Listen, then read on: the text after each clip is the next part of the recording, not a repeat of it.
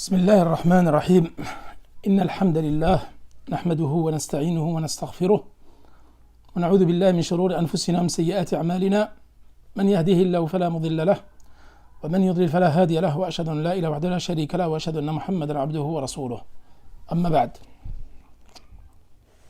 Nous allons attaquer la troisième sourate de ce juz Amma, Inch'Allah, en cette cinquième nuit bénie du mois de Ramadan.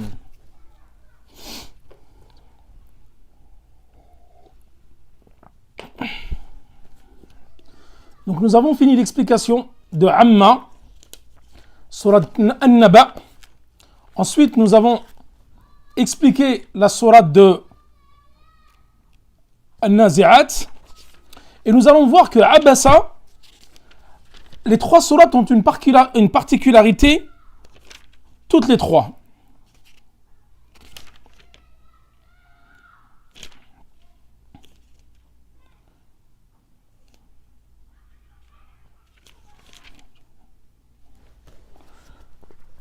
C'est bon? Donc, sourate Abasa, que nous allons lire quelques versets. Ensuite, nous allons l'expliquer, Inch'Allah. Mohamed, tu veux lire? Est-ce qu'il y a quelqu'un qui a une belle voix qui veut réciter un petit peu de Coran? Amin, amin. Wa alaykoum salam wa rahmatullah. Est-ce que quelqu'un a une belle voix et peut nous réciter quelques versets de Surat Abasa? Du verset numéro 1 au verset numéro 24.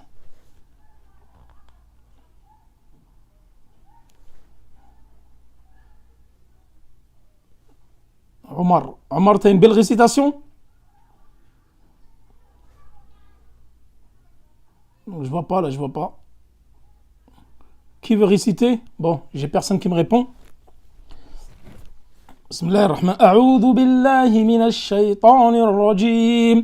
Bismillahir-Rahmanir-Rahim.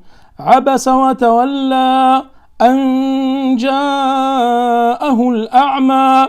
وما يدريك لعله يزكى أو يذكر فتنفعه الذكرى أما من استغنى فأنت له تصدى وما عليك ألا يزكى وأما من جاءك يسعى وهو يخشى فأنت عنه تلهى كلا إنها تذكرة فمن شاء ذكره في صحف مكرمة مرفوعة مطهرة بأيدي سفرة كرام بررة قتل الإنسان ما أكفره من أي شيء خلقه من نطفة خلقه فقدره ثم السبيل يسره ثم أماته فأقبره ثم إذا شاء أنشره كلا لما يقض ما أمره فلينظر الإنسان إلى طعامه أنا صببنا الماء صبا ثم شققنا الأرض شقا فأنبتنا فيها حبا وعنبا وقضبا وزيتونا ونخلا وحدائق غلبا وفاكهة وأبا متاعا لكم ولأنعامكم. Bismillah ar-Rahman ar-Rahim. Après avoir récité ces quelques versets de sourate Abasa, il s'est renfrogné. C'est une sourate mécoise. Donc, mécoise, sourate An-Naba, c'est également une sourate mécoise. Et sourate An-Nazi'at également, qui est une sourate mécoise. Les trois sourates que nous avons expliquées dans Abasa, ce sont des sourates mécoises qui comportent 42 versets. Allah subhanahu wa ta'ala dit, donc traduction des versets que je viens de citer, il s'est renfrogné. Et il s'est détourné, parce que l'aveugle est venu à lui. Qui te dit, peut-être cherche-t-il à se purifier. ou à se rappeler en sorte que le rappel lui profite. Quant à celui qui se complaît dans sa suffisance, tu verras avec empressement à sa rencontre. Or, que t'importe qu'il ne se purifie pas, quant à celui qui vient à toi avec empressement, tout en ayant la crainte, tu ne t'en soucies pas. N'agis plus ainsi. Vraiment, ceci est un rappel. Qui veut donc sans rappel? Consigné dans des feuilles honorées, élevées, purifiées, entre les mains d'ambassadeurs, nobles, obéissants. Que périsse l'homme, qu'il est ingrat. De quoi Allah a-t-il été créé? D'une goutte de sperme. Il le crée et détermine son destin. Puis il lui facilite le chemin. Ensuite il lui donne la mort, il le met au tombeau. Puis il le ressuscitera quand il voudra. Eh bien non, l'homme n'accomplit pas ce qu'il commande. Eh bien non, que l'homme considère donc sa nourriture. C'est nous qui lui versons l'eau abondante, puis nous fendons la terre par fissures, et nous y faisons pousser grains, vignobles et légumes, oliviers et palmiers, jardins touffus, fruits et herbages, pour votre jouissance, pour vous et vos bestiaux. Donc là, cette sourate, Abasa, il s'est renfrogné.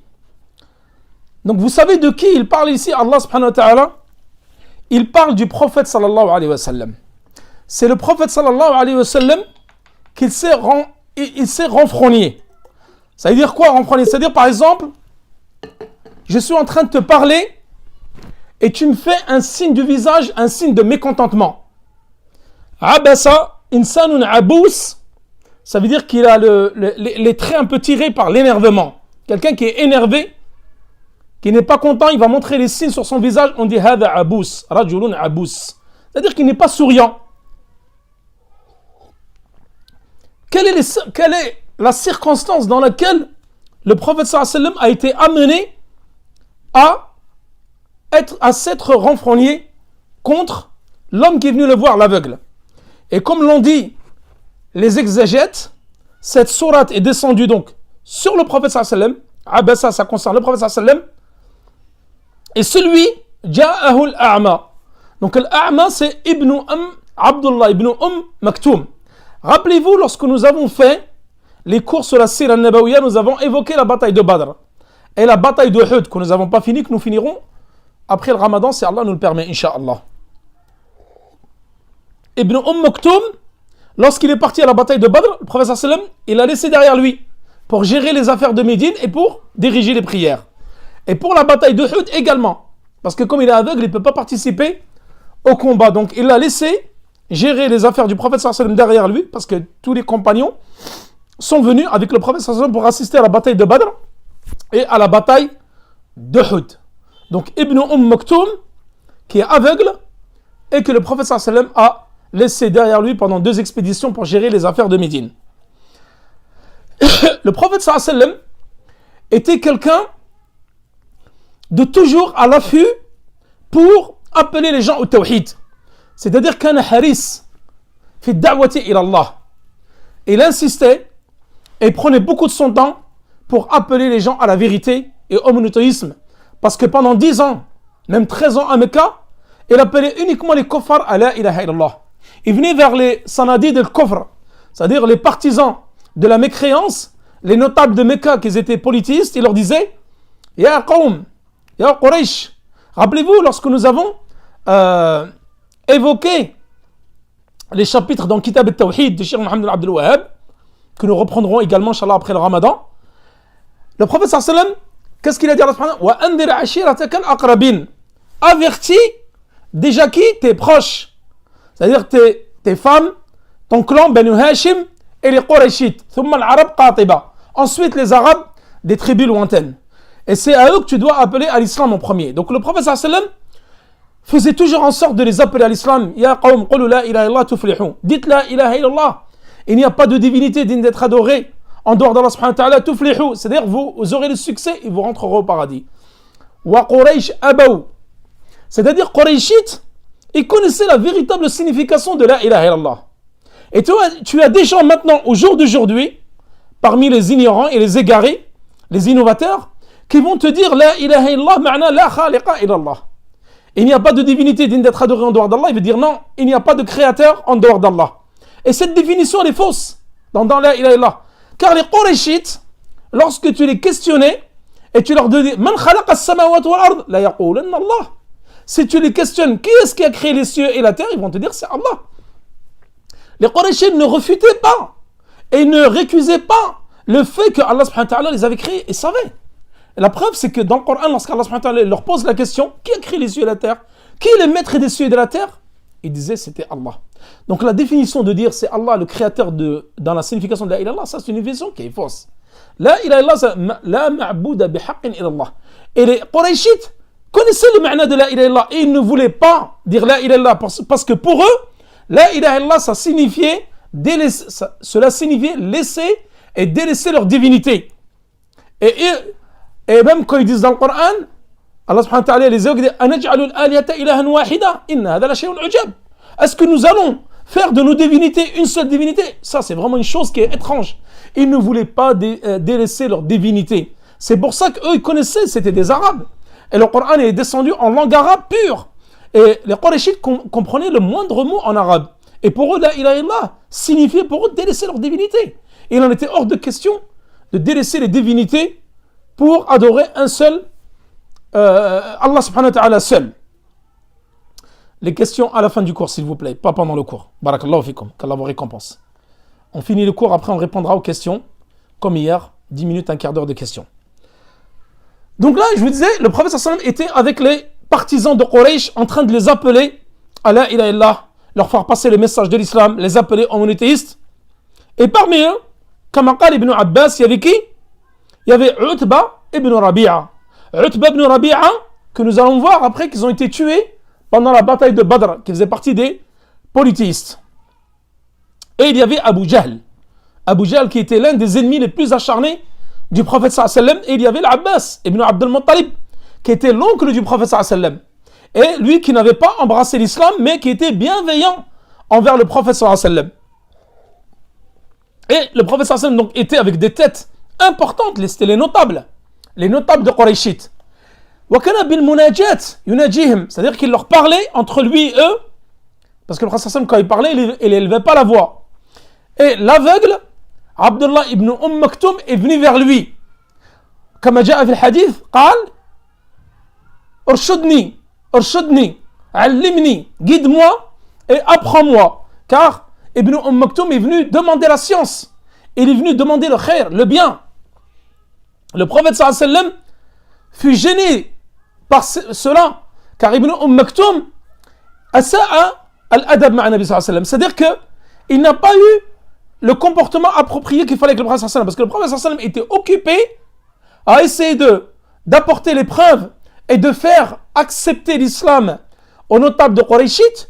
Et pour le prophète sallallahu alayhi wa sallam, il y avait une maslaha dans cela, parce que si les notables de Quraysh acceptaient l'islam, embrassaient l'islam, alors tout leur peuple et tous les Qurayshites allaient suivre forcément leur chef et leurs notables. Donc il était très occupé dans la da'wa des notables de Mecca. Et Ibn Maktoum, il est venu Irshidni, allimni, guide-moi et apprends-moi, parce qu'il avait soif de science. Et le prophète sallallahu alayhi wa sallam, il s'est renfrogné, abasa. Il a montré des signes sur son visage, il n'était pas content de cette situation. Et ça, Ibn Maktoum ne peut pas le voir, il est aveugle. Il s'est détourné de lui. Et il a tourné son visage et il n'a pas répondu à ses appels, car pour lui, le prophète sallallahu alayhi wa sallam, la priorité c'était d'appeler les Qurayshites à l'islam. Pour que si la foi elle rentre dans leur cœur, alors cela aura des conséquences positives pour leur peuple et qu'eux aussi vont embrasser l'islam et suivre leur chef. Et là, Allah subhanahu wa ta'ala ataba al-Nabi sallallahu alayhi wa sallam. C'est-à-dire que le prophète sallallahu alayhi wa sallam, Allah subhanahu wa ta'ala, pardon, lorsque Ibn Maktoum est venu le questionner, Allah il l'a réprimandé, le prophète sallallahu alayhi wa sallam, mais de façon douce. Ataba, c'est réprimander, mais d'une bonne manière, d'une manière polie. Et Allah subhanahu wa ta'ala ici, regardez, il n'a pas dit au prophète sallallahu alayhi wa sallam dans le Coran, Abasta wa tawallayt, tu t'es renfrogné maintenant et tu t'es détourné. Non, il l'a employé à la troisième personne du singulier. comme si c'était une personne qui était absente. Abasa wa tawalla. Lui, cette personne-là, ou troisième personne du pluriel, qui s'est renfrognée, qui s'est détournée. Mais il visait qui? Le prophète sallallahu alayhi wa sallam. Allah subhanahu wa ta'ala a évoqué ici un usloub, mu'ataba, c'est-à-dire il a réprimandé, mais avec politesse et douceur, pour lui montrer que le prophète sallallahu alayhi wa sallam, ce qu'il a fait ici, ce n'était pas convenable. D'avoir délaissé un compagnon qui était pauvre, qui n'avait pas forcément un rang élevé, qui est venu demander la science, qui est venu demander le bien dans la religion, tu l'as délaissé, tu t'es renfrogné et tu t'es détourné de lui et tu as continué à parler avec les Qurayshites et qui eux étaient des kofars. Donc la priorité serait été de te retourner et de parler avec Maktoum. Parce que lui, l'islam était acquis dans son cœur. Lui, c'était déjà un musulman. Donc le fait, comme ils disent les savants dans l'usul, ici il y a une règle. Une personne qui est déjà acquise à la cause de l'islam et qui vient te demander conseil ou qui vient te demander de la science, cette personne-là est prioritaire par rapport à une personne qui n'est pas musulman et que tu vas appeler à... Parce que ce n'est pas toi qui va la guider. Innaka la tahdi man ahbabt, walakin Allah yahdi man yasha. Lorsque son Abu Talib, son oncle, est arrivé à la mort, et ça nous l'avons vu dans Kitab al-Tawhid, il lui disait: Ya am qul la ilaha illallah, tadkhul kalimatun, une parole, donc dis la ilaha illallah, une parole dont je vais intercéder, ashfa'u laka fiha indallah, ou biha indallah. Je vais intercéder en ta faveur avec cette parole auprès d'Allah subhanahu wa ta'ala. Et Allah subhanahu wa ta'ala, il a descendu le verset. Ça, nous l'avons expliqué dans le chapitre de Kitab al-Tawhid. Innaka la tahdi man ahbabt, walakin Allah yahdi man yasha. Tu ne guides pas qui tu aimes, et c'est Allah qui guide qui il veut. Donc toi, le fait que maintenant tu apportes l'islam aux gens, et tu apportes le monothéisme, et tu appelles à la voie droite, et à la religion d'Allah, mais tu ne contrôles pas les conséquences. Peut-être que les gens vont te suivre, et peut-être que les gens ne veulent pas t'obéir. Mais tu auras fait. وَمَا عَلَيْكَ إِلَّا الْبَلَاغُ. Toi, ton fonction, c'est de diffuser le message. S'ils suivent ou ils ne suivent pas, cela, ce n'est pas ton souci. Car c'est Allah qui guide qui il veut.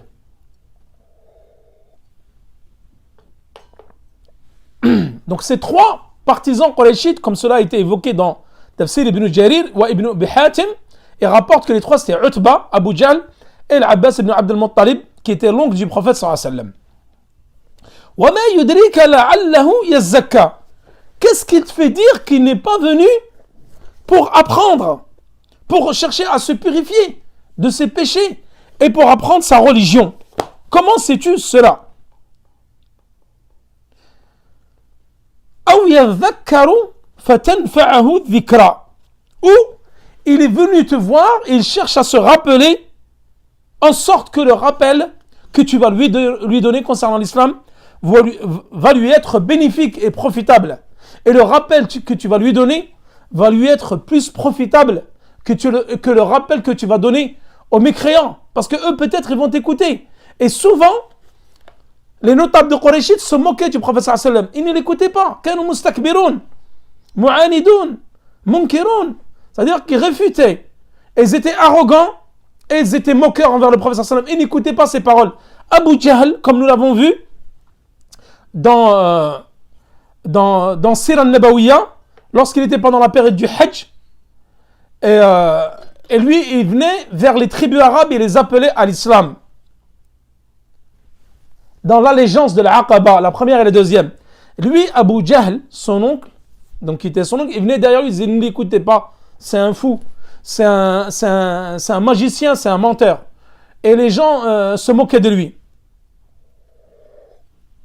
Donc là, Allah subhanahu wa ta'ala, il dit au prophète sallallahu alayhi wa sallam, cette personne-là qui est venue chercher à se purifier de ses actes, de ses péchés, et qui veut acquérir la science, est bien plus profitable que les gens envers qui tu as appelé, ou à qui tu as appelé qui n'étaient pas musulmans. Et ça se trouve qu'ils ne vont pas t'écouter, et ils ne vont pas adhérer à ce message-là. Ensuite, Allah subhanahu wa ta'ala dit: Amma man istaghna. c'est qui amma man istaghna? Ay anka wa taraktuhu. Ay alladhi kana dha thawra wa ghina. C'est-à-dire, staghna, celui à qui tu parlais, c'est-à-dire les notables de Quraysh, qui n'écoutaient pas ton discours et qui n'allaient pas embrasser l'islam. Ces gens-là, donc qui étaient riches, tu les as fait passer dans la parole et tu as mis en priorité les paroles des Qurayshites à parler avec eux et tu as délaissé le pauvre musulman qui était Abdullah ibn Maktoum. Donc là il dit Amma min istaghna fa anta lahu tasadda.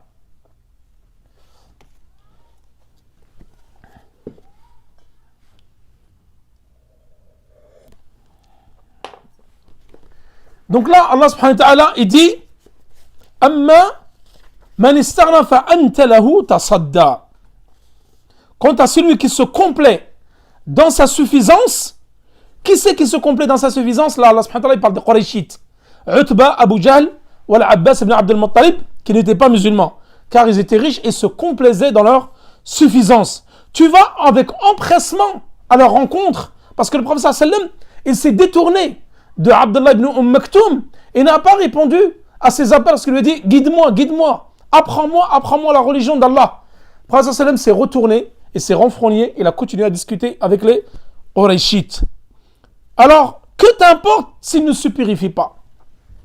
Que t'importe? En parlant de qui? Des Qurayshites. S'ils n'embrassent pas l'islam et ils n'acceptent pas tes propos, cela ne t'importe peu. C'est Allah subhanahu wa ta'ala qui guide. Toi, tu as ramené le message. Tu as transmis le message. Wa ma alayka illa al-balagh.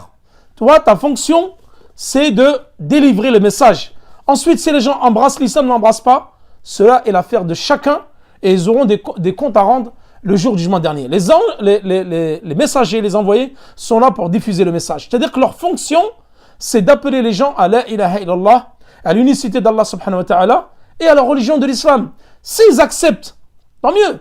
Tu en as la rétribution. S'ils n'acceptent pas, leur sort est entre les mains d'Allah subhanahu wa ta'ala, comme nous l'avons vu hier dans Surat al-Nazi'at. Quant à celui qui vient à toi ici c'est qui? C'est Abdullah ibn Maktoum, l'aveugle, qui est venu te voir pour te demander des conseils, pour te demander de lui apprendre l'islam, de se purifier de ses péchés. فَأَنْتَ عَنْهُ تَلَهَّا. C'est-à-dire, toi, tu t'es détourné de ses paroles. Tu t'en souciais peu. Et là, Allah subhanahu wa ta'ala a dit, n'agis plus ainsi.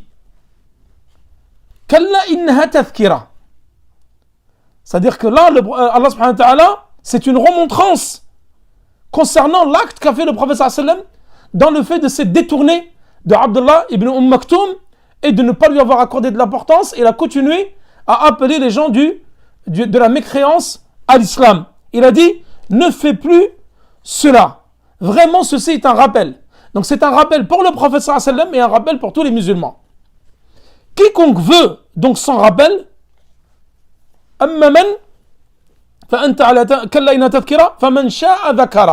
c'est-à-dire celui à qui Allah subhanahu wa ta'ala lui a permis de s'en soucier, de se rappeler, alors celui-ci va se rappeler, Allah subhanahu wa ta'ala va le guider. وقال بعض المفسرين, certains exégètes, ils disent من شاء من العباد ذكر الوحي, celui qui veut parmi les Banu Adam, c'est-à-dire les fils d'Adam, qu'il se rappelle du Coran, du Wahi, qu'Allah subhanahu wa ta'ala a fait descendre.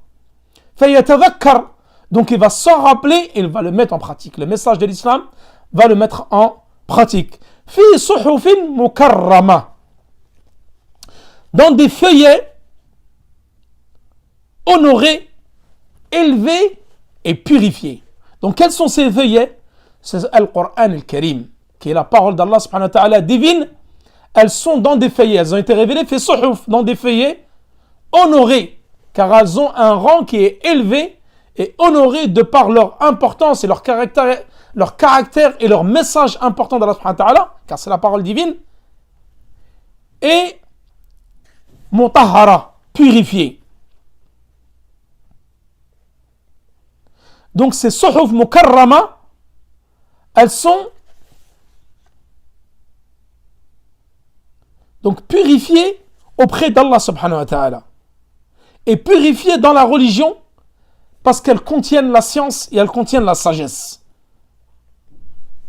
Et on dit également fi suhufin mukarrama. Donc honoré. Comment? L'enregistrement du cours. Quel est le problème? T'as pas démarré l'enregistrement du cours. Subhanallah, sur YouTube? Sur Telegram. T'es sûr?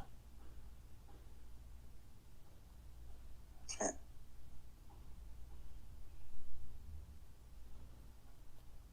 Bon, de toute façon, c'est trop tard maintenant. J'ai déjà commencé le cours, on a déjà fait plus de la moitié du cours. Ouais, je reprendrai l'audio de YouTube. T'aurais dû me le dire dès le début, ça, Mohamed. T'as pas fait attention? Ouais, je l'avais pas vu. Là, l'enregistrement, il est pas parti alors. Non. Il n'y a que l'audio, le live, mais il n'y a pas l'enregistrement.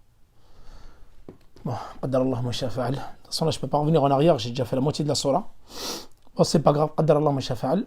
Là, je peux pas interrompre le cours sur Telegram. Bon, c'est pas grave, nous allons poursuivre. De toute façon, nous mettrons la vidéo sur Telegram. Ensuite, on va essayer d'extraire. Ouais, le plus important, c'est qu'il y a la vidéo sur YouTube, Inch'Allah. Ensuite, on peut extraire la vidéo de YouTube et la mettre sur Telegram, comme nous avons fait cela avec le premier cours sur An-Naba. J'avais oublié de faire l'enregistrement. Donc après, alhamdulillah. L'essentiel, c'est que les gens nous voient sur YouTube et nous entendent en direct sur Telegram. Donc, j'étais arrivé où? Bi'aïdi Safara. Donc, Bi'aïdi Safara. Donc, honoré. Honoré, pourquoi? Nous avons dit pour plusieurs raisons. Honorés auprès d'Allah subhanahu wa ta'ala. C'est-à-dire ces feuillets, le Coran, sont honorés auprès d'Allah subhanahu wa ta'ala. Et mukarrama fi din, elles sont honorées dans la religion, car c'est la parole divine. Pour ce qu'elles contiennent comme science et comme sagesse. C'est-à-dire, en parlant du Coran. Wa qila mukarrama, on dit également que ces feuillets, c'est-à-dire le Coran, qui contient la parole d'Allah, sont honorés parce qu'elles sont descendues min al-lawh al-mahfouz, c'est-à-dire la table gardée. Bi'aïdi safara. Que veut dire Safara? Ces feuillets-là sont entre les mains de qui? Des anges. Donc Safara, dans la langue arabe, ça a plusieurs sens. As-Safir, c'est qui? C'est le messager, c'est l'ambassadeur. On dit Safir, Safara. Et Safara, ici, ce sont les anges, car c'est les anges qui ont fait descendre les versets, les feuillets, qui tiennent les feuillets entre leurs mains. Donc les anges ici, qui sont un intermédiaire entre Allah subhanahu wa ta'ala et Banu Adam, les fils d'Adam, dans la descente de ces feuillets. Kiramin barara, c'est-à-dire que les anges qui sont Safara, les bi'aïdi Safara, là les exégètes, ils ont donné plusieurs interprétations. Ils ont dit c'est les anges donc qui tiennent les feuillets entre les mains, qu'Allah subhanahu wa ta'ala leur a confié les feuillets pour les faire descendre. Mais Safara, ça veut dire également Al-Qurra. Ceux qui lisent le Coran, on les appelle Safara. Pourquoi? Dans Surat Al-Jumu'ah vendredi, Mathal al-Himari yahmilu asfara, tel que l'âne qui porte des livres. Asfar, c'est les livres. Donc Safara, c'est ceux qui lisent les livres. Mais Safara, c'est également, on peut expliquer Safara par les anges, donc qui tiennent entre leurs mains les feuillets, mais c'est également ceux qui lisent les livres. On les appelle également Safara. Kiramim barara. Donc Kiramin, ce sont les anges, ils sont honorés dans leur création, parce qu'ils ont une création parfaite et sublime. Wa fi akhlaqihim barara, c'est-à-dire dans leurs caractéristiques et leurs qualités, leur comportement, ils sont barara. Bar, naqul insan barun, au pluriel barara, c'est-à-dire quelqu'un d'obéissant, quelqu'un qui est obéissant. Et eux, les anges, sont honorables auprès d'Allah subhanahu wa ta'ala dans leur création et obéissants envers Allah subhanahu wa ta'ala dans leur fonction. Car les anges, comme on l'avait dit, يطيعون الله سبحانه وتعالى لا يعصون الله سبحانه وتعالى ويؤمرون ما يفعلون. Ils ne désobéissent pas à Allah subhanahu wa ta'ala et font tout ce qu'on leur demande de faire. Donc ce sont barara.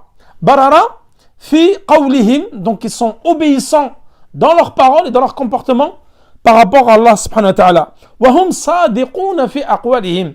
C'est-à-dire que les anges sont véridiques dans leurs paroles, les anges ne mentent pas et ils ne désobéissent pas à Allah subhanahu wa ta'ala et ils font du tasbih, bit takbir wal istighfar du matin au soir. Leur fonction, c'est de glorifier Allah subhanahu wa ta'ala et de faire du dhikr pendant toute leur durée de leur existence. As-suhuf kiram barara. As-suhuf hiya al-lawh al-mahfouz. Les feuillets, ce sont qui sont dans la table gardée. حيث كتب فيها القرآن. Lorsqu'Allah subhanahu wa ta'ala a écrit Al-Qur'an dans la table gardée. Ensuite, il a fait descendre le Qur'an jumlatan wahida par le biais de Jibril alayhi salam. Il a écrit le Qur'an donc dans la table gardée et il a fait descendre en une seule fois pendant Laylat al-Qadr, pendant la nuit, dans les 10 dernières nuits de Ramadan. Laylat al-Qadr, il a fait descendre le Qur'an en une seule fois. Il a aidé le malaïka, donc dans les mains des anges. Ensuite, le Coran a été descendu pendant 23 ans sur le prophète sallam. Donc il est descendu d'une seule fois d'Allah subhanahu wa ta'ala et le lawh al-mahfouz, donc dans les mains des anges, en une seule traite pendant la nuit du destin, pendant la nuit du Ramadan. Ensuite, les anges, Jibril alayhi salam, il a fait descendre de lawh al-mahfouz sur le prophète sallam pendant 23 années successives jusqu'à la mort du prophète sallam. Depuis que le prophète sallam a été envoyé en tant que messager, lorsqu'il était à Mecca, jusqu'à qu'il soit mort en l'an 10 de l'Hégire à Médine. Marfou'atin mutahhara, c'est-à-dire qu'elle a un degré élevé. C'est la parole d'Allah subhanahu wa ta'ala, mutahhara, pure. Donc ces feuillets-là, elles sont honorées, elles sont pures et elles ont un niveau élevé. Rafi'atul qadr, elles ont un niveau élevé auprès d'Allah subhanahu wa ta'ala. Marfou'a fi as-sama' as-sab'a, elles sont élevées au niveau du 7e ciel. Donc on dit qila marfou'atu dhikr wal qadr, c'est-à-dire elle a l'évocation qui est grandiose, élevée, et également le rang qui est élevé. Qutila al-insanu ma akfarah, que périsse l'homme qu'il est ingrat. Qutila ici, les exégètes ils l'ont traduit par lu'ina. Qutila, c'est pas tué ici, c'est lu'ina. Wallan huwa tard min rahmatillah, c'est-à-dire qu'il a été expulsé de la miséricorde d'Allah subhanahu wa ta'ala. Que périsse l'homme, c'est ingrat. Comme قال Allah subhanahu wa ta'ala في القرآن وقليل من عبادي الشكور. C'est-à-dire que l'homme subhanahu wa ta'ala, l'homme, il est ingrat par nature et il est peu reconnaissant.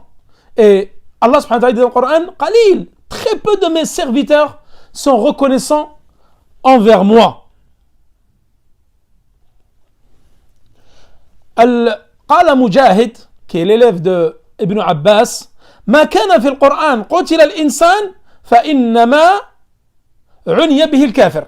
C'est-à-dire Ibn Mujahid qui rapporte, qui est un élève de Ibn Abbas, il dit chaque fois que tu entends dans le Coran qutila al-insanu,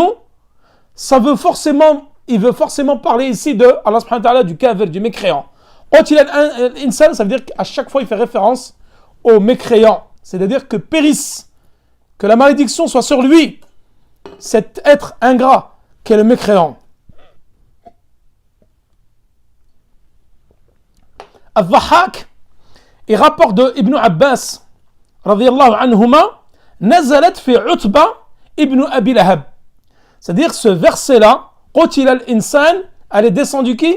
Elle est descendue sur Utba ibn Abi Lahab. Abu Lahab, rappelez-vous, qui était un ennemi juré du prophète sallallahu alayhi wa sallam, Abu Lahab. Et ça, nous allons en parler dans Surat al-Masad, dans les dernières surahs du Coran. Et Utba, c'était le fils de Abu Lahab. Faqad amana, donc lui, il a cru en tout le Coran, il est rentré dans l'islam, illa Surat al-Najm. Lorsque descendu Surat al-Najm, kafara bi Surat al-Najm. Il a cru en tout le Coran, Utba ibn Abi Lahab, sauf la Surat al-Najm, kafara bin Najm. Fada'a alayhi al-Nabi sallallahu alayhi wa sallam.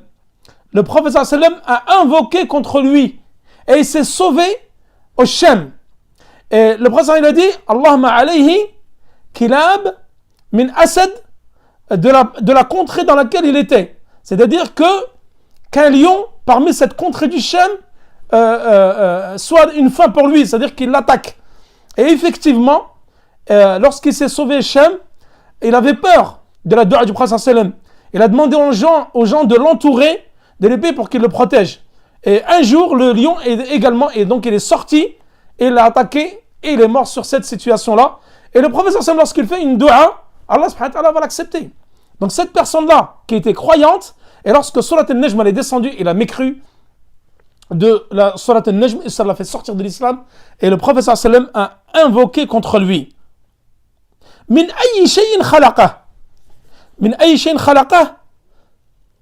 C'est-à-dire, de quelle chose il a été créé. Min ayyi shay'in khalaqah. Donc l'homme, il a été créé de terre et de sperme. D'un vil liquide, il a été créé. Min nutfatin khalaqahu.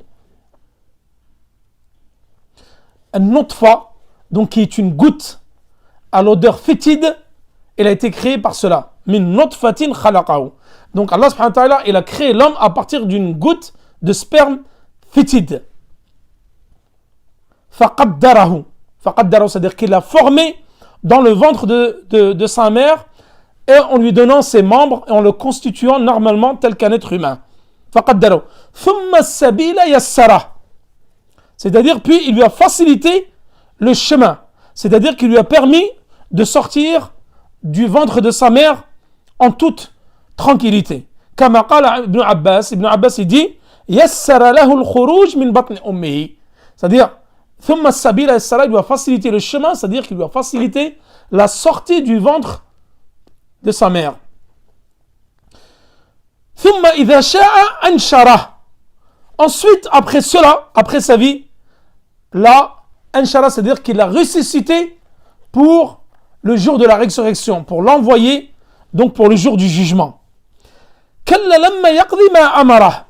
Kalla lamma yaqdi ma amara. Ensuite, donc, il lui donne la mort et le met au tombeau. Thumma amatahu. Thumma sabila as-salat. Thumma amatahu fa aqbara. J'ai sauté ce verset-là, afwan. Ensuite, il va le faire mourir, une fois qu'il lui a donné la vie, en le sortant du ventre de sa mère, il va le faire mourir. Ensuite, il va le faire enterrer dans un tombeau. Et d'ailleurs, ça c'est une ni'ma qu'ont les êtres humains par rapport aux animaux. Les êtres humains, lorsqu'ils sont morts, Allah subhanahu wa ta'ala nous a honorés en étant enterrés dans une tombe. Alors que les animaux, lorsqu'ils sont morts, ils sont jetés sur terre et jusqu'à que les carcasses soient dévorées par les charognes. Donc en fin de compte, les animaux ne sont pas enterrés.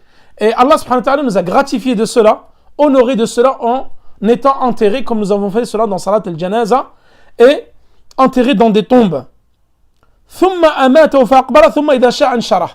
Ensuite, Allah subhanahu wa ta'ala, lorsqu'il a voulu, il l'a fait ressusciter après la mort, pour l'envoyer le jour de la résurrection. فَلْيَنْظُرِ الْإِنسَانُ إِلَى طَعَامِهِ. Que l'homme regarde la nourriture qu'il a reçue. Rouya an al-Hassan ou Mujahid. On rapporte de l'Hassan et Mujahid, donc qui était l'élève d'Ibn Abbas. فَلْيَنْظُرِ الْإِنسَانُ إِلَى طَعَامِهِ. Que l'homme regarde sa nourriture. Eux, ils ont dit que l'homme regarde sa nourriture, ce qui entre dans sa bouche et qui sort par ses orifices. Et subhanallah, on rapporte d'un hadith de Abi Khaythama عن الضحاك qui dit قال قلت للنبي صلى الله عليه وسلم قال لي النبي صلى الله عليه وسلم Allah subhanahu wa ta'ala le prophète صلى الله عليه وسلم il dit au ضحاك يا ضحاك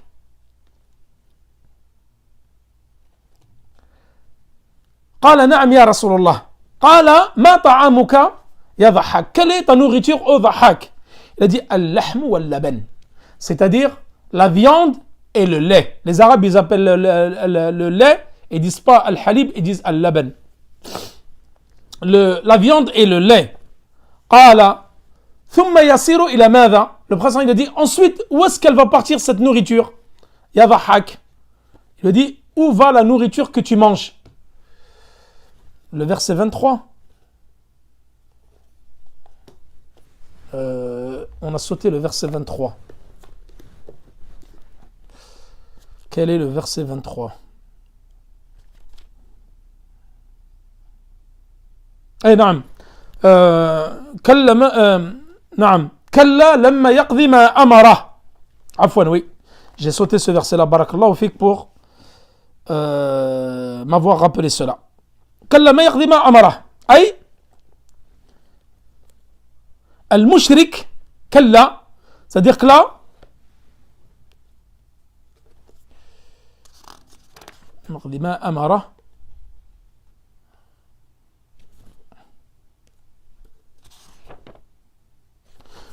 Ouais, il n'est pas expliqué ici. Oh, c'est pas grave. Là, كلا لما يقضي ما أمره أي المشرك. Ici, Allah subhanahu wa ta'ala, il parle du polythéiste. C'est-à-dire que il ne fait pas les commandements qu'Allah subhanahu wa ta'ala lui a ordonné de faire. Ici, c'est qui? C'est le mécréant. Allah subhanahu wa ta'ala, il parle du mécréant et du polythéiste. Allah subhanahu wa ta'ala lui a ordonné de l'adorer et de lui obéir. Et lui, il ne le fait pas. Le polythéiste, il a désobéi à Allah subhanahu wa ta'ala. Il n'a pas cru à Allah subhanahu wa ta'ala dans le fait de l'unifier, dans l'unicité et de l'adorer et de mettre en pratique ses commandements. Donc là, le polythéiste et le mécréant ne l'a pas fait. Là, Allah subhanahu wa ta'ala va changer de registre. Il va changer de registre. Et là, il va montrer à l'être humain les bienfaits qu'il a accordés. Donc là, il a montré l'étape de la création de l'homme. À partir d'une goutte de sperme, d'une odeur fétide. Ensuite, il lui a facilité la sortie. Il l'a bien formé, façonné dans le ventre de sa mère. Ensuite, il l'a fait sortir du ventre de sa mère avec facilité.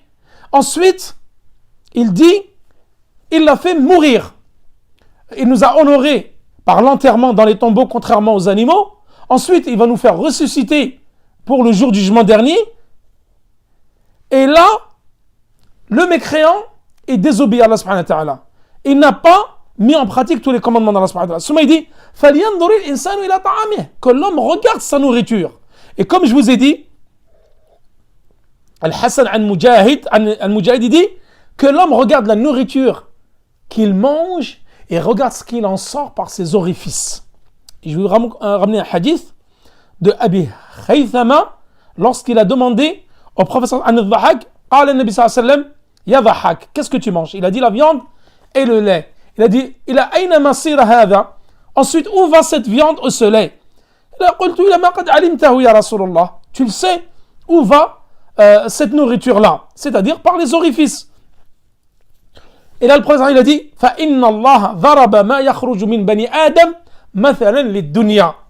c'est-à-dire qu'Allah subhanallah, pour les gens doués de raison et pour les gens qui réfléchissent, regardez les nourritures variées, les délices, toute cette bonne nourriture, tous ces fruits, tous ces légumes que nous apprécions, qui ont des belles couleurs, une belle vue, des très bons goûts, nous les avalons et regarde ce qu'il en sort après de notre corps. Des excréments, une odeur désagréable, fétide, insupportable, alors que nous avons mangé des fruits d'un délice, d'un goût qui était magnifique. Et Allah subhanahu wa ta'ala, là, le prophète sallallahu alayhi wa sallam dit, Allah a donné un parfait exemple pour l'être humain, pour qu'il réfléchisse. Regarde ce qui sort de son corps. Regarde ce qu'il entre de son corps, dans son corps, et regarde ce qu'il en sort. Que, comme il a dit le Hassan, wa Mujahid, que l'être humain regarde ce qui rentre dans son corps, parmi la bonne nourriture, et regardez ce qu'il en sort par ses orifices. Ensuite, Allah subhanahu wa ta'ala dit, nous avons fait descendre sur l'être humain la pluie abondante pour ses récoltes. Et qu'est-ce que nous en avons sorti de cette pluie? Qu'est-ce qu'il en a résulté, pardon? ثم شققنا الماء شقا ثم شققنا الأرض شقا, pardon. Et là, nous fendons la terre par fissure et nous faisons pousser donc les plantes. شققنا الأرض شقا. Donc là, la terre, elle va se fissurer pour que les plantes puissent sortir de terre après que la pluie y a été abondante et qu'Allah subhanahu wa ta'ala a fait descendre la pluie sur la terre pour que la terre puisse pousser des herbes et les plantes, les céréales, les fruits et légumes pour nous. وَأَنْبَتْنَا فِيهَا حَبًّا وَعِنَبًا وَقَضْبًا. Anbatna, nous avons fait sortir de terre des plantes. Habban, c'est quoi? Tout ce qui est céréales.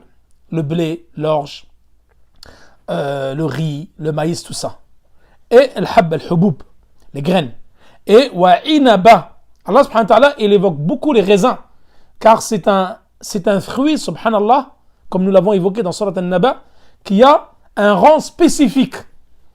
Et il est souvent évoqué dans le Coran. Wa inaba, wa qadba. Qadba, les savants, les exégètes, ils disent c'est ce qu'on attrape par la main et qu'on coupe. C'est-à-dire comme les céréales, lorsqu'elles sont vertes, l'herbe, lorsqu'elle est verte, on l'attrape, on la coupe. Par exemple, comme le persil, comme la menthe, toutes les herbes, par exemple, comment on appelle ça, j'ai oublié le terme. Les plantes, toutes les plantes aromatiques, telles que par exemple la lavande, le persil, la coriandre, la menthe, tout ça, ce sont des plantes par exemple que tu arraches, tu coupes et elles repoussent une fois. Dès que tu les vois apparaître, tu les coupes, les herbes aromatiques. Barakallahu fik. Ça, c'est ça que veut dire qabda. Donc, qadba, pardon, c'est les plantes que tu attrapes par la main et que tu coupes lorsqu'elles apparaissent. Et dès que tu les as coupées, quelques temps après, elles vont repousser. Donc, elles repoussent plus d'une fois par an. Wa zaytunan wa nakhla wa hada'iqa ghulba. Allah subhanahu wa ta'ala, il évoque quel fruit ici? Après les raisins, az-zaytoun, les olives, wa nakhla, le palmier.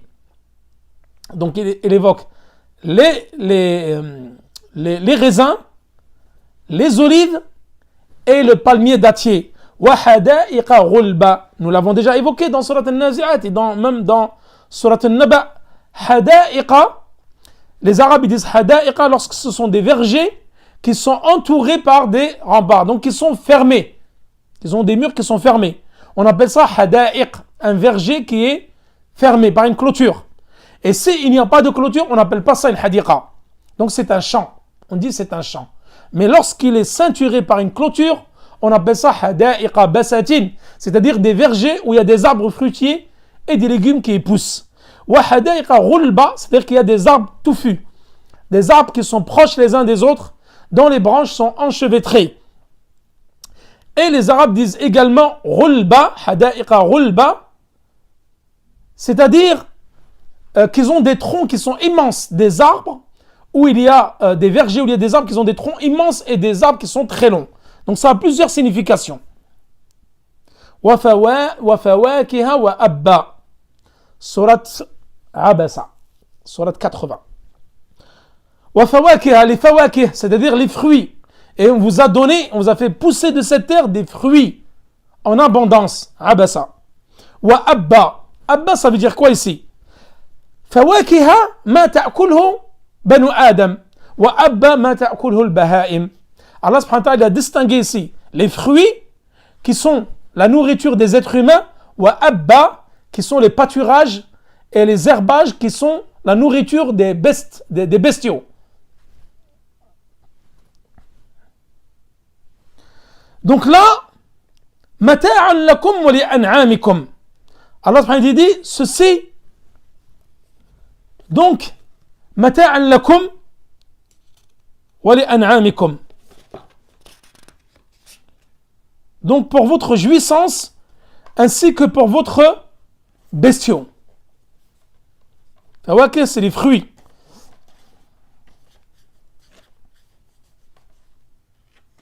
Une seconde, là j'ai un appel, il faut que je bloque là parce que ça va me couper le cours.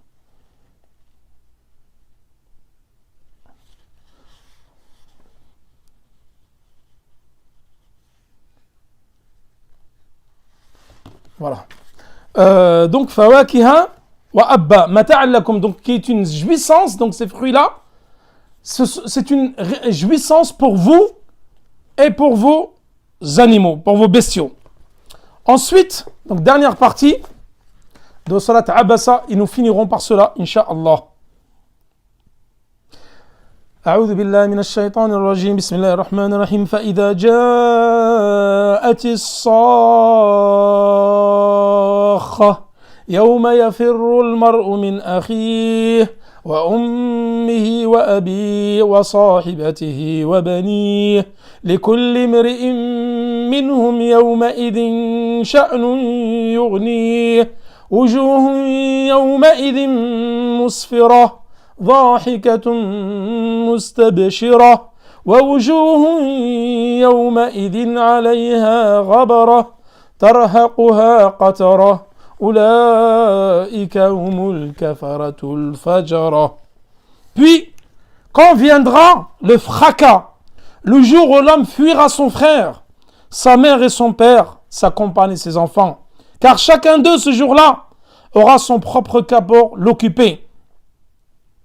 Ce jour-là, il y aura des visages rayonnants, riants et réjouis, de même qu'il y aura ce jour-là des visages couverts de poussière, recouverts de ténèbres. Voilà les infidèles, les libertins. Donc, dernière partie de cette sourate. Là, Allah subhanahu wa ta'ala, il dit, lorsque viendra le jour viendra le fracas. Donc, Sakha, إذا جاءت الطامة الكبرى, dans sourate An-Nazi'at, إذا جاءت الطامة الكبرى, et ici, فإذا جاءت الساخة. Ça, c'est un autre nom pour désigner le jour de la résurrection. Tammatul Kubra, c'est la résurrection. Yawm al-Qiyamah, Yawm al-Hashr, As-Sakha, tout ça, ce sont des noms qui correspondent au jour du jugement dernier. Le fracas, parce que le son de la trompe, lorsque Israfil va souffler dans le clairon, le son va être insupportable pour les oreilles. Tout le monde va l'entendre. Et ça va être un son strident. Et ça va être quelque chose qui va effrayer les cœurs. Et qui va assourdir les oreilles. Ce jour-là, l'homme va fuir. Yawma yafirru al-mar'u min akhihi. C'est-à-dire que l'homme, il va fuir son frère.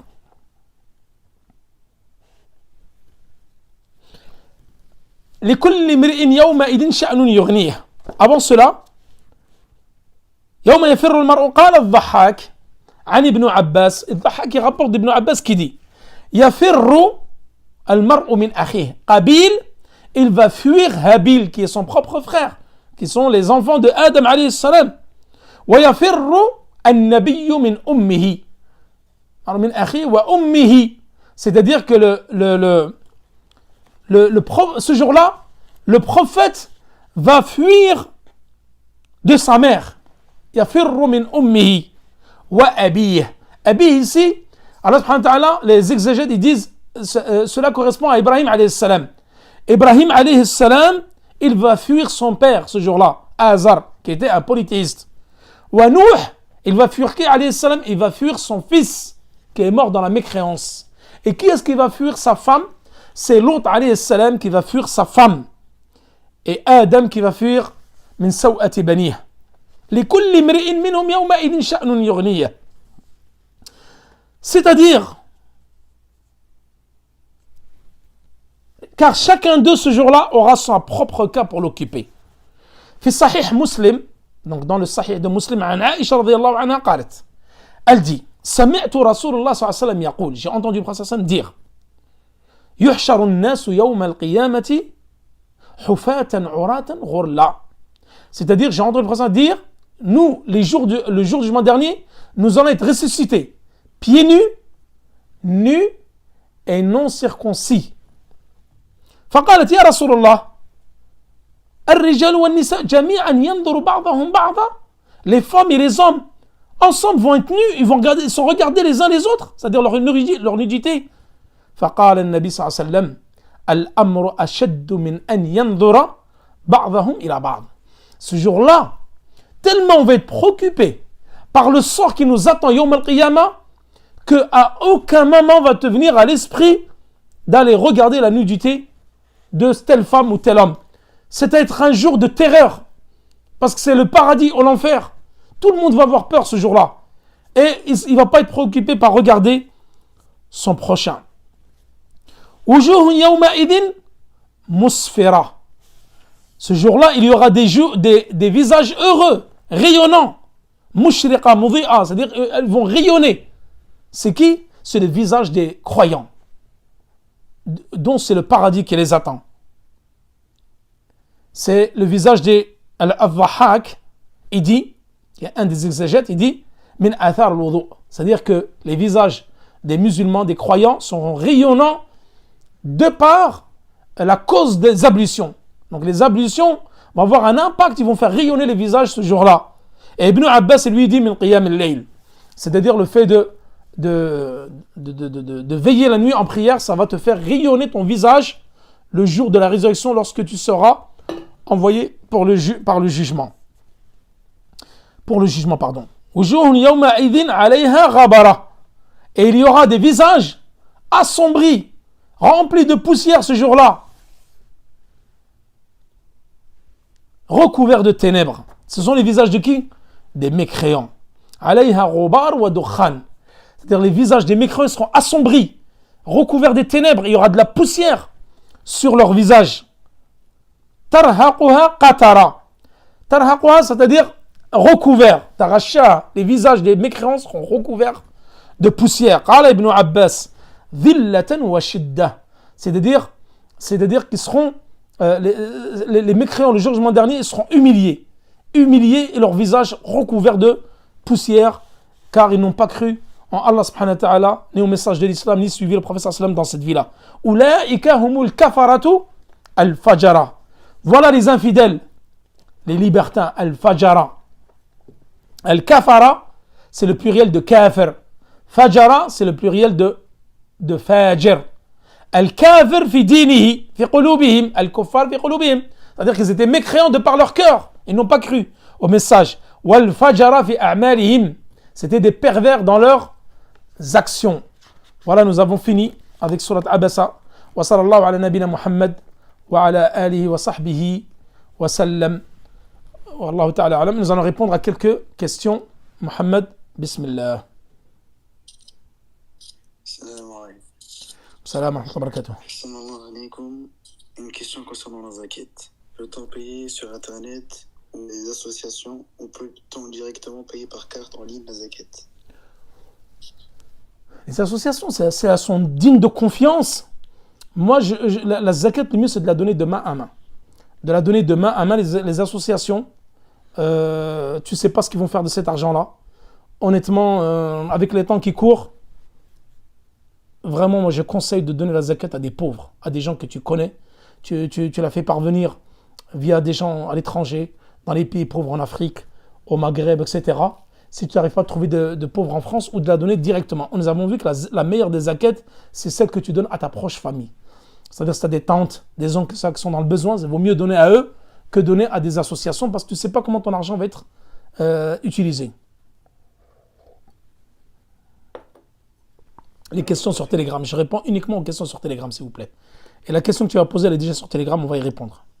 Ensuite. Deuxième question. Assalamu alaikum, je suis converti depuis 4 mois. Dois-je compter ce que j'ai mis de côté avant l'islam pour la zakat obligatoire ou je commence à compter depuis que je suis musulman? Elle commence à compter, c'est à la nisab. Si elle est convertie depuis 4 mois, et tu regardes le nisab déjà. Comme nous avons dit, 85 grammes d'or ou 595 grammes d'argent, tu comptes le nisab. Maintenant, par exemple, si le nisab il est de 4 000 euros, et tu as 4 000 euros sur ton compte. Tu commences par exemple le premier Ramadan. Tu as 4 000 euros, à titre d'exemple. Tu attends une année jusqu'à du mois de Ramadan de l'année 2025. Si la somme que tu as est au-dessus du nisab, tu as 5 000, 6 000, 10 000 euros, alors tu sors la zakat sur le montant final que tu as. Tu divises par 40 et ça te sort la zakat. Étant converti, peut-on participer à l'enterrement de nos parents mécréants? Non. Il n'est pas permis, nous l'avons vu, ça dans Salat al-Janaiz, dans Ahkam al-Janaiz, pardon, la prière funéraire, il n'est pas permis aux musulmans de suivre un cortège funéraire de mécréants et il n'est pas permis d'aller dans les cimetières des mécréants.